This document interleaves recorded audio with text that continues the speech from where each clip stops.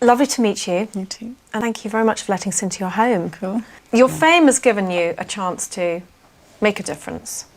But when it first happened, did you understand that people suddenly looked at you and thought, she's fantastic, she's talented, she's beautiful, she's great? Could you comprehend It sort of that? freaked me out. I couldn't really comprehend it. I don't think I never even thought about it like that as such, but I couldn't really comprehend why I was standing on stage singing songs to people and why they thought it was good and why they thought the records were good or any of that. I was like, if only they knew what a complete moron I am. Do you know what I mean?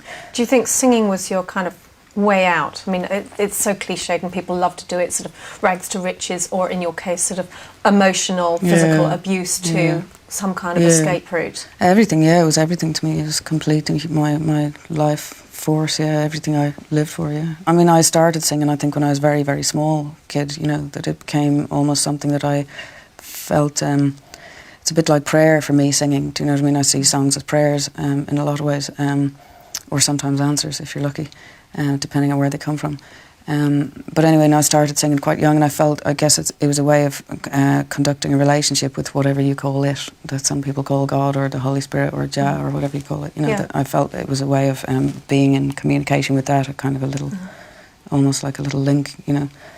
How do you work out what to keep for yourself, what to keep as Sinead, and what to sing about? Well... Or did you not kind of fathom that out, really? Well... For me, I think I've managed to do, I think, a good job insofar as I've allowed you and the audience to feel that I've given absolutely everything, but actually I haven't at all, and it's all very coded and it's all very condensed, you know. So I think I actually do keep, you know, 99% back, believe it or not. You? So the media felt that you were giving all. That's why I'm so amazed that you felt you were keeping 99% back. Yeah. You made these amazing gestures that seemed to be like there was nothing, you know, stopping you saying everything, like, you know, ripping up the picture of the Pope. It just seemed to be so straight from your emotion. Was it all very calculated then?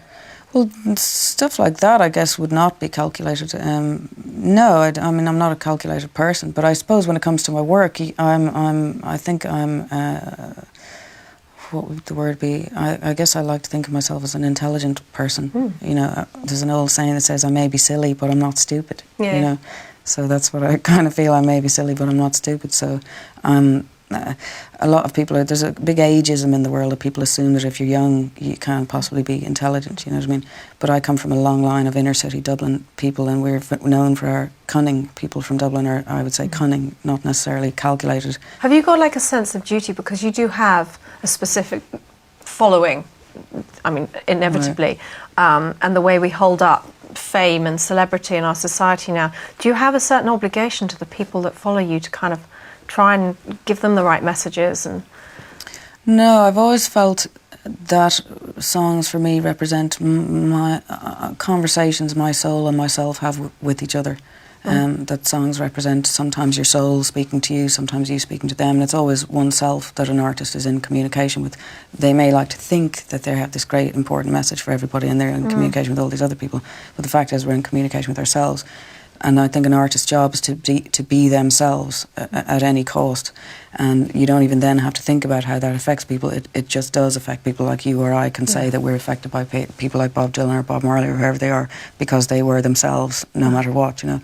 So if you do your job properly, which is be yourself and conduct that relationship with yourself and your soul honestly, then people will hear that in your music and get the message, which is be yourself at any cost, you know. So. Did you feel that you had to be yourself? Because, I mean, thank goodness, you know, your upbringing was rare, if not, you know, it's not unique.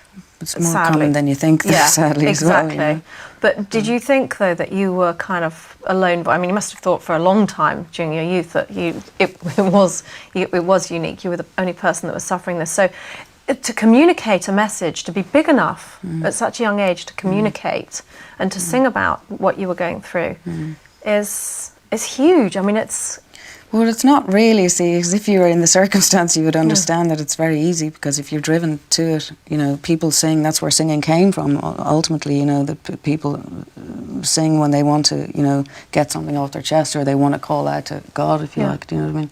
There's an old saying that goes, he who sings prays twice, you know, So if you're driven to it, it comes very easily, and you don't really have to think about it. And even though it's big, luckily you're so young that you don't understand how big it is in some ways. You're just thinking about yourself, really. Do you know what I mean? Yeah. So